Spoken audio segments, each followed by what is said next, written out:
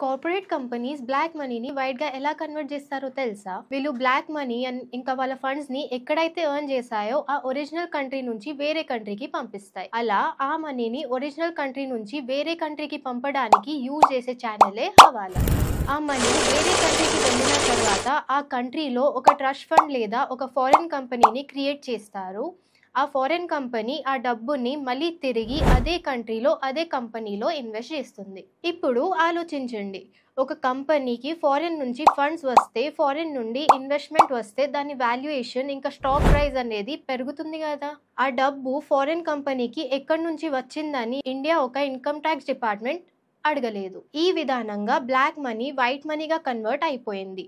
ఇంకా ఆ company stock price కూడా బాగా పెరిగిపోయింది.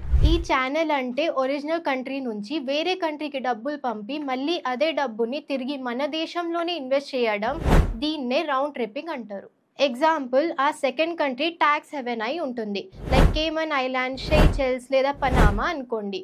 ఆ ట్యాక్స్ హెవెన్ కంట్రీస్లో రిజిస్టర్ అయిన కంపెనీస్ వేరే ఏ కంట్రీ గవర్నమెంట్కి ఎలాంటి డీటెయిల్స్ ఇవ్వాల్సిన అవసరం లేదు. ఇంకా ఇలాగనే రౌండ్ ట్రిప్పింగ్ ద్వారా డబ్బుని బ్లాక్ నుంచి వైట్గా మార్చుతారు మరియు షేర్ ప్రైజెస్ బూమ్ అవుతాయి.